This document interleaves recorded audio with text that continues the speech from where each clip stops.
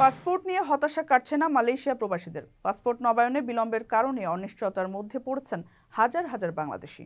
এজন্য অনেকেই অবৈধ হয়ে পড়েছেন। এদিকে মঙ্গলবার এমআরপি প্রিন্ট ও বিতরণ সংক্রান্ত বিজ্ঞপ্তি প্রকাশ করে বাংলাদেশ হাইকমিশন জানায়, বাংলাদেশিদের প্রায় 28,000 মেশিন রিডেবল পাসপোর্ট আবেদন প্রক্রিয়াকরণ শেষে অনুমোদন সহ পাসপোর্ট অধিদপ্তরে প্রেরণ করা আছে। এসব আবেদন পাসপোর্ট অধিদপ্তরে প্রিন্টের জন্য প্রক্রিয়াধীন।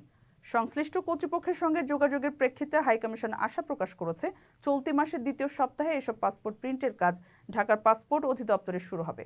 হাইকমিশন আশা করছে সবকিছু ঠিক থাকলে 2025 সালের জানুয়ারি মাসের দ্বিতীয় অথবা তৃতীয় সপ্তাহ থেকে হাইকমিশন পাসপোর্ট বিতরণের কাজ শুরু করবে। গত 29 অক্টোবর হাইকমিশনের এক বিজ্ঞপ্তিতে এমআরপি পাসপোর্ট পেতে বিলম্ব হওয়ার কারণ জানানো হয়। তাতে বলা হয়, এমআরপির বুকলেট, ল্যামিনেশন ফয়েল পেপার ঘাটতি ও মেশিন রিডেবল পাসপোর্টের প্রিন্টিং মেশিনের যান্ত্রিক ত্রুটির কারণে বাংলাদেশ থেকে পাসপোর্ট প্রিন্ট হতে বিলম্ব হচ্ছে। সে কারণে অনাকাঙ্ক্ষিত বিলম্ব হচ্ছে।